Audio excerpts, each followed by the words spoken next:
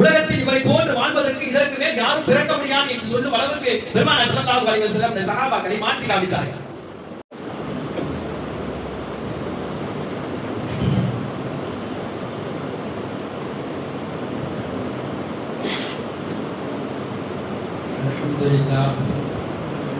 அல்ஹம்துலில்லாஹி ரப்பில் ஆலமீன் வஸ்ஸலாத்து வஸ்ஸலாமு அலா சய்யிதில் முர்ஸலீன் வ அலா ஆலிஹி வ அஸ்ஹாபிஹி அஜ்மஈன்.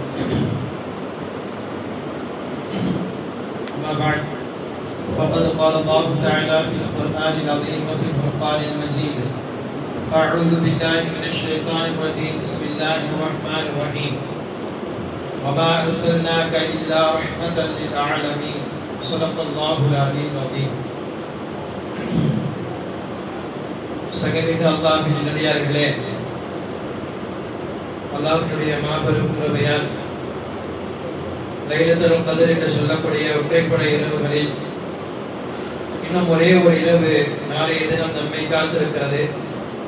அந்த ஒரு இரவையும் நாம் பரிபூர்ணமாக அமல்களுடன் கழித்து விட்டோம் என்று சொன்னால் லைலத்துல் கத்ருடைய இரவை அடைந்தவர்களாக நம்மை அல்லாஹ் ஆக்கி விடுவான்.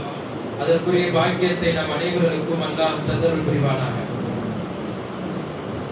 இன்றைய தினம் ஒரு குர்ஆனுடைய வசனம், வமா அர்சல்னாக இல்லா ரஹ்மத்தல் லில் ஆலமீன். நபியை பற்றி, பெருமானார் ஸல்லல்லாஹு அலைஹி வஸல்லம் அவர்களை பற்றி அல்லாஹ் குர்ஆனில் இப்படி பேசுகிறார்: நபியே, நாம் உங்களை அகிலத்தாருக்கு அருட்கொடையாக இறக்கினோம் என்று சொல்கிறார். பெருமானார் ஸல்லல்லாஹு அலைஹி வஸல்லம் அவர்களுக்கு சொல்லப்பட்ட இந்த வசனம் நபிமார்களுடைய பட்டியலில் யாருக்குமே அல்லாஹ் கொடுக்காத மாபெரும் சிறப்பு. எனவே இந்த வசனத்தின் கீழ் வரக்கூடிய பல தெளிவுரைகளையும் பெருமானார் ஸல்லல்லாஹு அலைஹி வஸல்லம் அவர்கள் இந்த உலகத்துக்கு ரஹ்மத் என்று சொன்னால் எப்படி ரஹ்மத்தாக ஆகி போனார்கள், யாருக்கெல்லாம் நாயகம் ரஹ்மத், ரசூலுல்லாஹி ஸல்லல்லாஹு அலைஹி வஸல்லமுடைய அணுகுமுறை எப்படி இருந்தது என்றெல்லாம் ஒரு தொடராக மீதி இருக்கக்கூடிய நாட்களில் இன்ஷா அல்லாஹ் காணலாம். அல்லாஹ் இந்த ஆயத்தில் சொல்ல வரக்கூடிய வார்த்தை என்பது லில் ஆலமீன், அகிலத்தாருக்கு நீங்கள் அருட்கொடை என்று சொல்கிறார். ஆலம் என்ற இந்த வார்த்தையை அல்லாஹ் வேற எங்காவது குர்ஆனுடைய வசனத்தில் பயன்படுத்துகிறானா என்று பார்க்க போனால் நம் அனைவருக்கும் தெரிந்ததுதான். அல்ஹம்துலில்லாஹி ரப்பில் ஆலமீன், அகிலத்தாரை படைத்து பரிபாலிக்கக்கூடிய அல்லாஹ்வுக்கே எல்லா புகழும். அப்ப அல்லாஹ் தன்னை பற்றி தனக்கு புகழ் என்று சொல்லும் பொழுது ஆலம் என்று சொல்கிறார். நாயகம் தான் உங்களுக்கு ரஹ்மத் என்று சொல்லும் பொழுது அகிலத்தாருக்கு அவர் ரஹ்மத் என்பதற்கு ஆலம் என்று சொல்கிறார். அப்ப அங்க ஆலமுடைய அர்த்தம் என்னவோ அதுதான் இங்கேயும் சரியாக வரும். அங்க என்ன அர்த்தம்? அனைத்து புகழும் அகிலத்தாரை படைத்து பரிபாலிக்கக்கூடிய அல்லாஹ்வுக்கு மட்டும்தான் என்று அங்கு வரக்கூடிய அந்த ஆலமுடைய அர்த்தம் இங்கேயும் என்ன? அனைத்து விதமான ரஹ்மத்துகளும் உலகத்தில் இருக்கக்கூடிய எல்லாருக்கும் ரஹ்மத்து பெருமானார் ஸல்லல்லாஹு அலைஹி வஸல்லம் அவர்கள் மட்டும்தான். யாரு?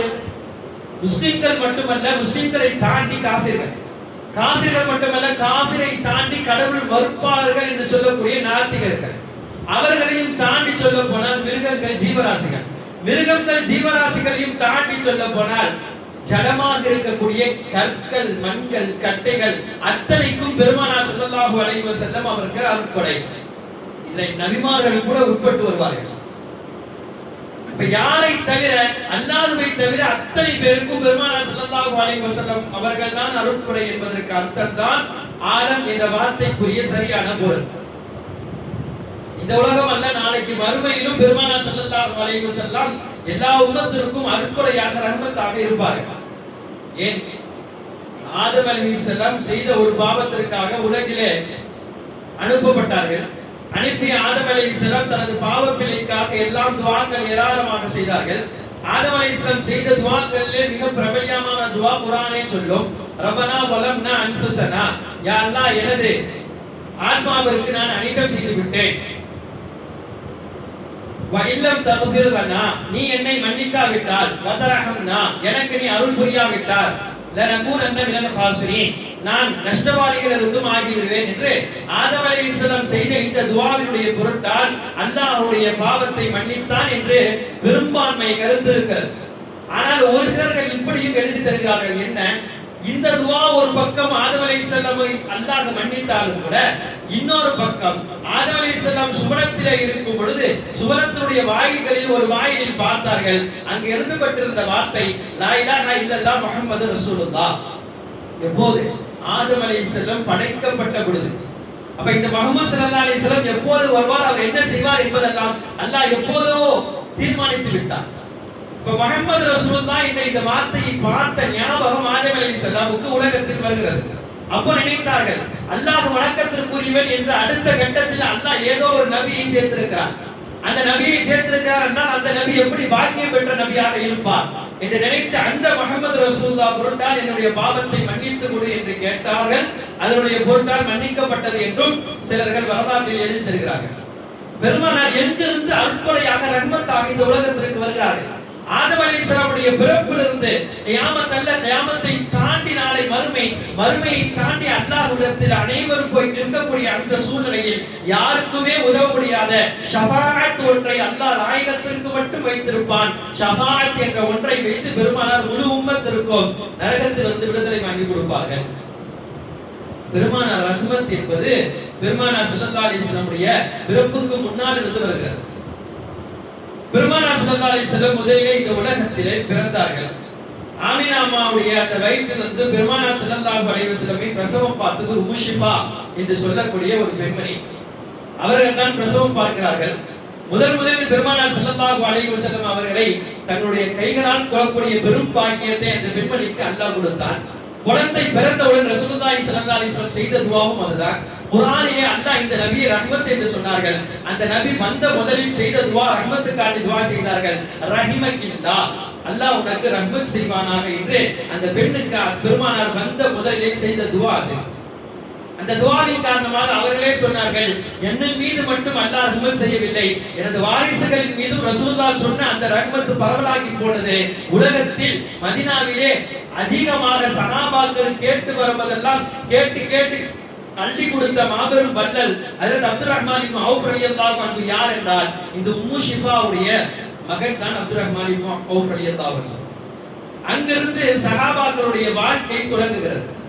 பெருமானார் ஸல்லல்லாஹு அலைஹி வஸல்லம் பிறந்தவுடன் அந்த செய்தியை அபூ லஹபுக்கு சொல்லப்பட்டது.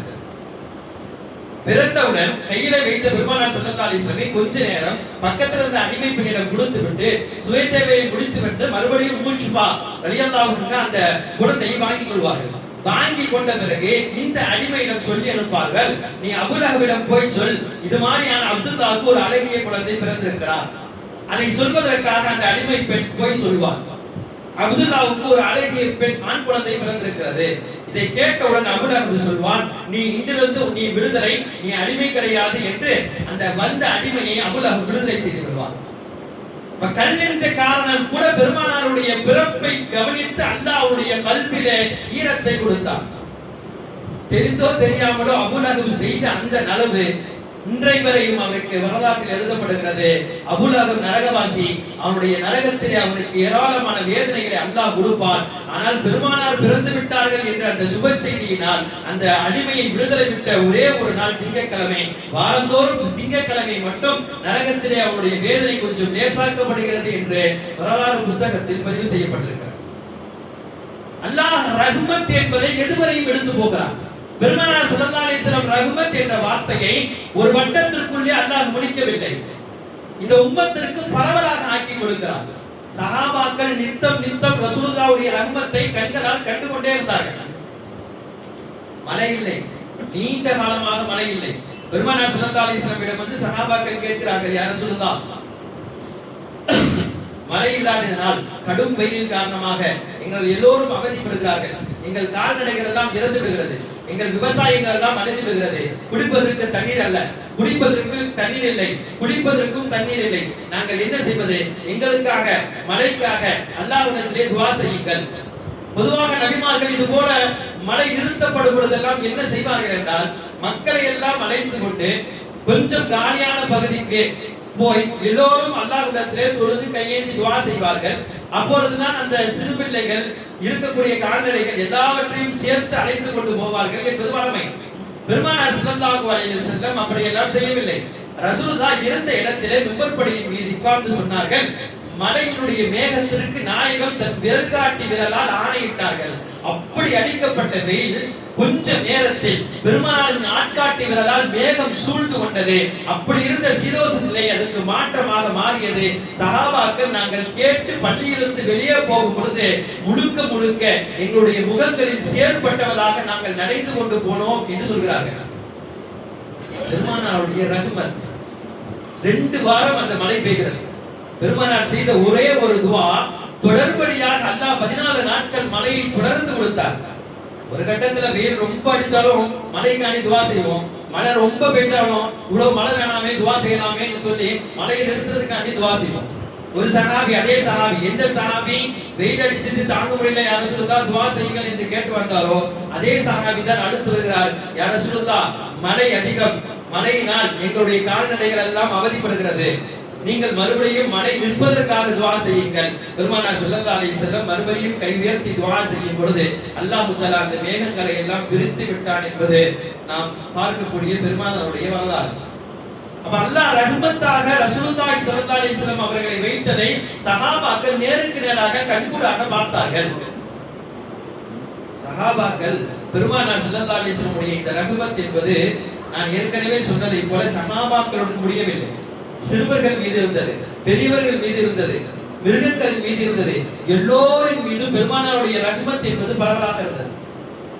எந்த அளவுக்கு ரசூலுல்லாஹ்வுக்கு சுற்றி சுற்றி வந்து வேலை செய்யக்கூடிய ஒரு சின்ன சிறுவன், யூதன் தான், அவன் இஸ்லாத்தை சார்ந்த சிறுவன் அல்ல, ஆனாலும் ரசூலுல்லாஹ்வை பிடிக்கும், நபியுடைய வீட்டிற்குள்ளே வருவான், ரசூலுல்லாஹ்வுக்கு தேவையான அத்தனை பணிகளையும் அவன் செய்வான். கொஞ்ச நாட்களாக அந்த சிறுவனை காணவில்லை. பெருமானார் ஸல்லல்லாஹு அலைஹி வஸல்லம் கேட்டார்கள், இல்லை அவருடைய உடல்நிலை சரியில்லாமல் வீட்டில் இருக்கிறார் என்று சொல்லப்பட்டது. பெருமானார் இரவோடு இரவாக அந்த சிறுவனை காண போனார்கள். அவருடைய கடைசி நேரம் அந்த நேரமாக இருந்தது. பெருமானார் ஸல்லல்லாஹு அலைஹி வஸல்லம் அந்த சிறுவனிடம் உட்கார்ந்து சொன்னார்கள், மிக ஆபத்தான சூழ்நிலையில் நீங்கள் இருக்கிறீர்கள், இந்த வாழ்க்கை முடிந்தால் அடுத்த ஒரு வாழ்க்கை இருக்கிறது, அந்த வாழ்க்கையில் நீங்கள் நிம்மதியாக வாழ வேண்டும் என்று சொன்னால் நான் சொல்லக்கூடிய கலிமாக்களை சொல்லுங்கள், இஸ்லாத்திற்கு வாருங்கள் என்று சொல்லி பெருமானார் ஸல்லல்லாஹு அலைஹி வஸல்லம் அந்த சிறுவனுக்கு கலிமா சொல்லிக் கொடுக்க போகிறார்கள். கலிமா சொல்லிக் கொடுக்கும் பொழுது அந்த சிறுவன் என்னதான் பெருமானாரை சுற்றி சுற்றி வந்தாலும் பெற்ற தந்தைகள் பக்கத்தில் நிற்கிறார்கள். தந்தையிடம் அனுமதி வாங்க வேண்டும். கண்ணசைவால் தந்தையை பார்க்கிறார். தந்தையும் சொல்லிவிட்டார், அத்யா அபுல் காசிம், அபுல் காசிமுக்கு நீ வந்து வழிபட்டு விடு. காரணம், அவர் வீட்டில் இருந்ததை விட ரசூலுல்லாஹ்வுக்கு பணிவிடை செய்ததுதான் அதிகம். அதை பார்த்து பிள்ளையினுடைய அந்த நிலையை பார்த்து பெற்றோர்களும் ஒத்துக்கொள்கிறார்கள். பெருமானார் ஸல்லல்லாஹு அலைஹி வஸல்லம் அந்த சிறுவனுக்கு கலிமாவை சொல்லிக் கொடுத்தார்கள். நாயகம் சொன்ன கலிமாவை இந்த சிறுவன் திரும்ப சொன்னான். அந்த சிறுவனை திரும்ப சொல்ல வைத்துவிட்டு பெருமானார் வீட்டிலிருந்து வெளியே வரும் பொழுது அந்த பிள்ளையினுடைய உயிர் பிரிகிறது. வரலாற்று ஆசிரியர்கள் எழுதியிருக்கிறார்கள், பெருமானார் ஸல்லல்லாஹு அலைஹி வஸல்லம் வீட்டிலே கோப்பை தூக்கிய சிறுவனுக்கு கூட அல்லாஹ் ரஹ்மத்தை கொடுத்தான், அல்லாஹ் ஹிதாயத்தை கொடுத்தான்.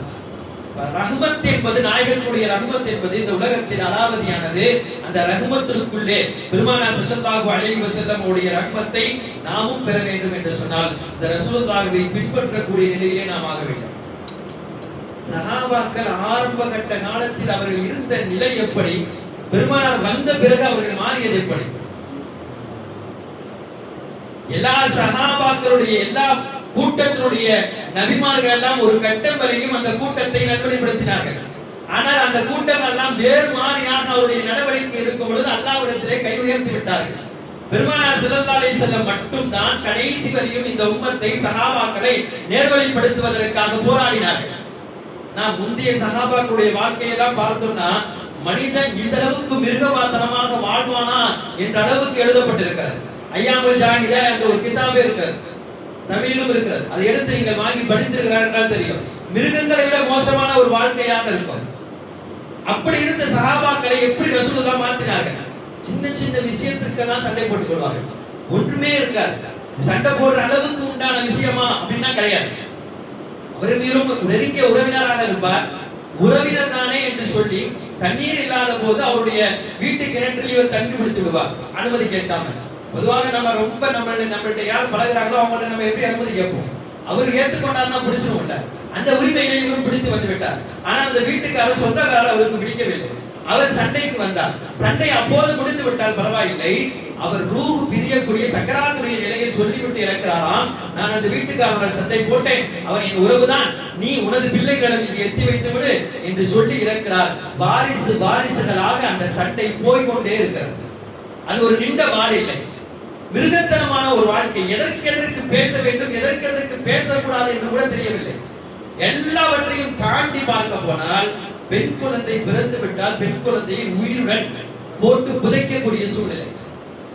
உயிருடன் சில நேரங்களில் கிசுவிலே ஆரம்பத்திலே கலைத்து விடுவார்கள், அதுவும் கொலைதான். ஆனால் பெண் குழந்தை பிறந்து அது பேசும் பொழுது கொலை செய்ய வேண்டும், அதை பூமியிலே போட்டு புதைக்க வேண்டும் என்ற இந்த மனப்பான்மை இருக்கக்கூடிய நெஞ்சம் எவ்வளவு கல்நெஞ்சமாக இருக்கும். பேசக்கூடிய குழந்தை, நடக்கக்கூடிய குழந்தையை கூட்டி போய் குழி தோண்டி உள்ளே இறக்கி விட்டு மண்வாரி போடுகிறார் ஒரு தந்தை. அந்த குழந்தை சொல்லுகிறது, அப்பா என்ன செய்கிறீர்கள், இது கூட விளையாடுகிறீர்களா தந்தையே, மண் விழுகிறது, என்னால் தாங்க முடியவில்லை, வேண்டாம் வேண்டாம். ஒரு அளவுக்கு சொன்ன குழந்தை அதற்கு பிறகு அது மூச்சு குடிக்கப்பட்டு அந்த மண் மேலே விழ அது இறந்து போகிறது.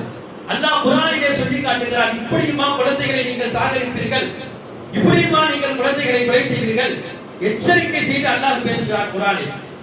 அப்படி இருந்தார்கள் சஹாபாக்கள் என்றால் எந்த அளவுக்கு கல்நெஞ்சம் கொண்டவராக இருந்திருப்பார்கள். பெருமானார் ரஹ்மத்தாக வந்தார்கள் என்பது குர்ஆனுடைய வார்த்தைக்கு இணங்க பெருமானார் ஸல்லல்லாஹு அலைஹி வஸல்லம் அப்படியே அந்த சஹாபாக்களை மாற்றி அமைத்தார்கள். இப்படி இருந்தவர்கள் என்று சொல்லக்கூடிய சஹாபாக்களை உலகத்தில் இவர்களை போல வாழக்கூடிய மனிதர் கிடையாது என்று சொல்லும் அளவுக்கு புனிதர்களாக பெருமானார் ஸல்லல்லாஹு அலைஹி வஸல்லம் மாற்றி காட்டினார்கள். எல்லோரும் பார்த்து சஹாபாக்களை ஆச்சரியப்படும் அளவுக்கு சஹாபாக்களுடைய வாழ்க்கை மாறி போனது. குழந்தைகள் விஷயத்தில் இவ்வளவு இருந்தார்கள் சஹாபாக்கள் என்று சொல்லிடுவோமே.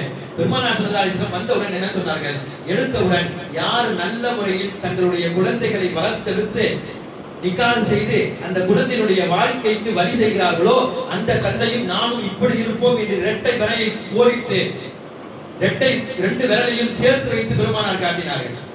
எப்போதெல்லாம் குழந்தைகள் பெண் குழந்தைகள் விஷயத்திலே ஏதாவது ஒரு சட்டம் கொடுக்கப்படுகிறதோ அதற்கெல்லாம் பெருமானார் ஸல்லல்லாஹு அலைஹி வஸல்லம் சரியான முறையிலே பெண்கள் பக்கம் நின்று பேசியிருக்கிறார்கள். ஒரு பெண் பிறந்த நாளிலிருந்து வஃபாத் வரையும் யாருடனாவது சேர்ந்து வாழக்கூடிய வாழ்க்கையை அந்த பெண்ணுக்கு அல்லாஹ் ஆக்கியிருக்கிறார். தனியாக வாழ்ந்த வாழ்க்கையை தாண்டி யாருடையோட சப்போர்ட்டுடன் தான் அந்த பெண் உலகத்தில் வாழ முடியும், எல்லா பெண்களை தவிர. அதற்காக அல்லாஹ் ஏற்படுத்திய ஒரு அழகிய முன்மாதிரி தான் குழந்தை பிறந்து விட்டது என்றால் முழுக்க அந்த தந்தைக்கு அல்லாஹ் பெண்ணுடைய சிறப்பை எடுத்து காட்டுகிறார். அடுத்து அவர் திருமணமாகி விட்டால் கணவனுக்கு பெருமானார் ஸல்லல்லாஹு அலைஹி வஸல்லம் சொல்கிறார்கள், உனது மனைவி நல்லவள் என்று உன்னை சொன்னால் நீ நல்லவன். அப்ப நல்லவன் ஆகிறதற்கு பெண்ணிடத்திலே மனைவியிடத்திலே அவன் நல்ல பேர் வாங்கி ஆக வேண்டும். அதை கடந்து அந்த பெண்ணுக்கு தாயாக அந்த பெண்மணி போகும்போது பெருமானார் ஸல்லல்லாஹு அலைஹி வஸல்லம் சொல்கிறார்கள், உனது தாயின் காலடியில் சுவரம் இருக்கிறது என்ற பொழுது அந்த மகன் தன் தாயை உச்சகட்டத்தில் உயரத்தில் வைத்து பார்க்கிறார். பெண்ணினத்தை பெருமானார் ஸல்லல்லாஹு அலைஹி வஸல்லம் இப்படி எடுத்து கையில் பிடித்தார்கள். அப்ப சஹாபாக்கள் அதற்கு பிறகுதான் பெண்ணினத்திற்கு மிகப்பெரிய ஊடுதலாக சஹாபாக்கள் மாறினார்கள். அவருடைய நிலை மாறியது. ஒரு தண்ணீர் கொடுப்பதற்கு தயார் இல்லாமல் வாரிசுகளாக சண்டை போட்டார்கள் என்று படித்தோம். எப்படி மாறி போனது அந்த வரலாறு. எர்முக் போர்க்களம் நாம் எல்லாம் கேள்விப்பட்டிருப்போம். அதிக சஹாபாக்கள் காயப்படுத்தி குத்துயிருமாக குடையுருமாக பல பேர்கள் சரியாக அந்த போர்க்களத்தில் வீழ்ந்து கிடக்கிறார்கள். கொஞ்சம் தூரம் கிடக்க ஒவ்வொரு உயிரும் போராடி கொண்டிருக்கிறது. உயிர் இருக்குமா இல்லையா என்று போராடி கொண்டிருக்கிறது. தண்ணீர் என்று ஏங்கி கொண்டிருக்கிறார். ஒரு சஹாபி தண்ணீரை கேட்கிறாரே என்று வந்து குடுக்க வருகிறார்கள். குடுக்க வரும்போதுதான் இன்னொரு பக்கத்துல இருந்து என்று சட்டம் வருகிறது. சட்டம் வந்த உடனே இந்த சஹாபி சொல்கிறார், என்னை விட அவர் தாகித்திருக்கிறார் போலும், அவருக்கு முதலிலே கொடுத்து வாருங்கள் என்று சொல்கிறார். இவர் யார்? இவருடைய மூதாதையர்கள் என்ன சொன்னார்கள்? யாருக்காகவும் தண்ணீர் கொடுக்க கூடாது, வாரிசுகளாக தண்ணீருக்கு நாங்கள் சண்டை போடுவதற்கு தயாராக இருக்கும் என்று சொல்லக்கூடியவர் உயிர் போகக்கூடிய கட்டத்திலும் கூட தண்ணீரை கொடுத்து பழகினார். பெருமானாருடைய வாழ்க்கை எப்படி மாற்றியது? அடுத்த கட்டம் இரண்டாவது சஹாபிக்கு தண்ணீர் கொடுக்க போவது அவருக்கு பக்கத்தில் இருந்த மூன்றாவது சஹாபி ஆக என்று கத்தினார். அவர் சத்தம் அதிகமாக வருது, அவருக்கு கொடுங்கள் என்று சொல்லப்பட்ட பொழுது இரண்டாவது சஹாபிக்கும் தண்ணீர் கொடுக்காமல் அடுத்த சஹாபிக்கு தண்ணீர் கொடுக்க போக அவர் அடுத்து எனக்கு வேண்டாம், முதலில் ஏற்றவர் இன்னும் ஏங்கிக் கொண்டிருக்கிறார், அவருக்கே கொடுங்கள் என்று சுற்றி வந்து பார்த்தால் முதலில் சஹாபி மௌத்தாகி கிடக்கிறார். உலகத்தில் இவரை போன்று வாழ்வதற்கு இதற்கு மேல் யாரும் பிறக்க முடியாது என்று சொல்லும் அளவுக்கு பெருமானார் ஸல்லல்லாஹு அலைஹி வஸல்லம் இந்த சஹாபாக்களை மாற்றி காமித்தார்கள். இதற்காக இந்த தலைப்பின் கீழ் பேசுகிறோம் என்று சொன்னால் பெருமானாருடைய மாற்றம் இந்த அளவுக்கு இருந்தது என்று சொன்னால் அந்த சஹாபாக்களை போல நாம் மாறுவதற்கும் அவர்களை போல நாம் ஆகுவதற்கும் முயற்சிக்க வேண்டும். நம்முடைய வாழ்க்கை எப்படி இருக்கிறது? சொந்த அண்ணன் சொந்த தம்பிக்கு கூட நாம் விட்டு கொடுக்கிறோமா என்று நம்மை நானே கேட்டுக்கொள்ள வேண்டும். சின்ன சின்ன விஷயத்திற்கெல்லாம் பெற்றோர் இருக்கிறார் என்று சொன்னால் அவருடைய பெற்றோர் சம்பாதித்த சொத்திலிருந்து வரக்கூடிய பங்குகள் அண்ணன் தம்பிக்கு கொடுக்கக்கூடிய மார்க்கத்தின் ரீதியாகவோ அல்லது அவர்களே ஏதாவது செய்து கொடுத்தாலோ ஒரு கொஞ்சம் குறைத்து விட்டது என்று சொன்னால் பெற்ற தம்பி தன்னன் தம்பி என்ற இரத்த பந்த சொந்தம் என்று கூட பார்க்காமல் நீதிமன்றம் வரை போகக்கூடிய நிலை இஸ்லாமியத்திலே இருக்கிறது. பெருமானார் எதற்காக வேண்டி இந்த உம்மத்திற்கு இவ்வளவு தூக்கி பிடித்து பேசினார்கள்? சஹாபாக்கள் எந்த அளவுக்கு மாற்றினார்கள், நாம் எந்த அளவுக்கு மாறி இருக்கிறோம் யோசிக்க வேண்டும். சஹாபாக்களுடைய வரலாறு வாழ்க்கை என்பதற்கு நமக்கு மிகப்பெரிய முன்னுதாரணம். சஹாபாக்களுடைய வாழ்க்கையை மாற்றிய பெருமானார் ஸல்லல்லாஹு அலைஹி வஸல்லம் தொடர் பணி நிற்கவில்லை. எதிரிகள் வரையும் பெருமானார் ரஹ்மத்தாக இருந்தார்கள். எதிரிக்கும் நாயகம் தான் ரஹ்மத். பெருமானார் ஸல்லல்லாஹு அலைஹி வஸல்லம் சஹாபாக்களுடன் ஒரு பிரயாண வழியாக ரசூலுல்லாஹ் வந்து கொண்டிருக்கிறார்கள். வந்து கொண்டிருக்கும் பொழுது சஹாபாக்கள் ஒரு மரத்தின் கீழ் உறங்கி விடுகிறார்கள். பெருமானார் ஸல்லல்லாஹு அலைஹி வஸல்லம் அதை தாண்டி இன்னொரு மரத்தினுடைய நிலையில் தான் கொண்டு வந்த அந்த வாளை எடுத்து மரத்தினுடைய கிளையிலே சொருகி விட்டு பெருமானாரும் உறங்கி விடுகிறார்கள். சந்தர்ப்பத்தை பார்த்து கொண்டிருந்த எதிரி எப்போதாவது பெருமானார் தனியாக சிக்குவாரா, அவருடைய உயிரை எடுக்க வேண்டும் என்று எதிரி பின்தொடர்ந்தே வருகிறான். நாயகத்திற்கும் தெரியாது, சஹாபாக்களுக்கும் தெரியாது. கடைசியில் பெருமானார் அயர்ந்து தூங்கியதை எதிர்பார்த்து கொண்டே இருந்தவன் அந்த சரியான நேரத்தை பயன்படுத்தி கொண்டு பெருமானாருடைய வாளையே எடுத்து ரசூலுல்லாஹ்வுக்கு முன்னால் ரசூலுல்லாஹ்வுடைய கண்களுக்கு முன்னால் நீட்டி கொண்டிருக்கிறான். அல்லாஹ் சொல்வான், நபிமாருடைய கண்கள் தான் தூங்குமே தவிர அவருடைய கல்புகள் தூங்காது. அல்லாஹ் நபிமார்களுக்கு ஏற்படுத்திய மிகப்பெரிய அற்புதம் அது. பெருமானார் ஸல்லல்லாஹு அலைஹி வஸல்லம் திடீரென விழித்து விடுகிறார்கள். விழித்து பார்த்தால் எதிரி ஏந்திய வாளுடன் நாயகத்திற்கு முன்னால் நின்று கொண்டிருக்கிறான்.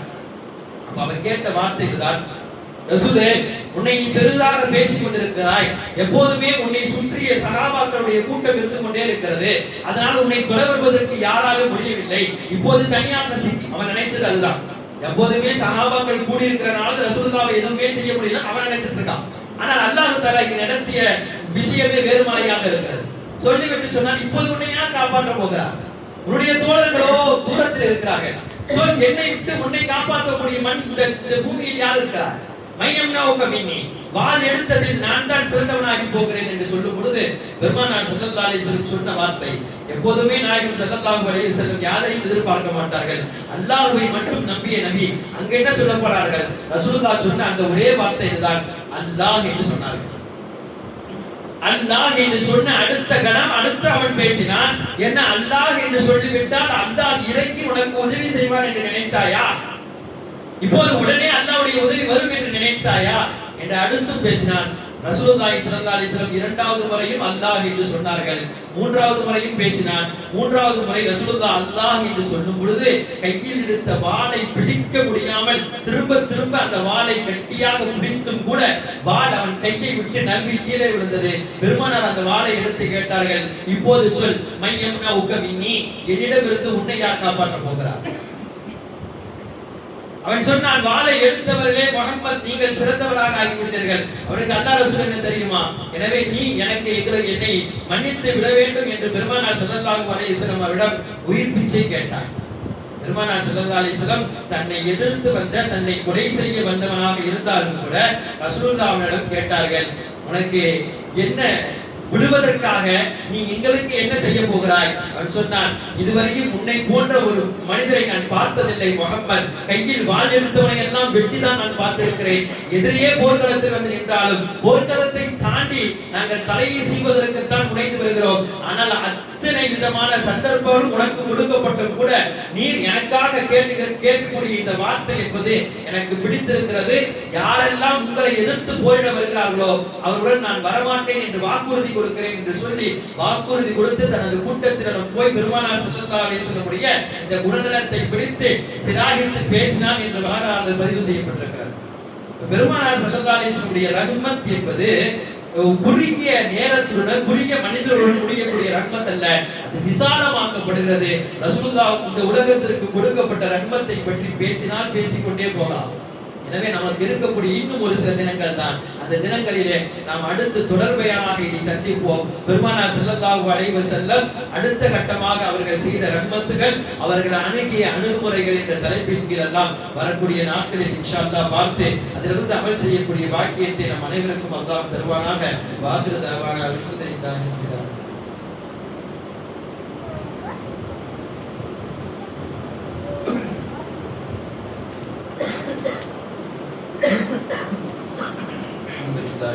ஆலமீன். اللهم صل على سيدنا مولانا محمد وبارك وسلم عليه. اللهم اعتقنا من النار وادخلنا الجنة يا رب العالمين.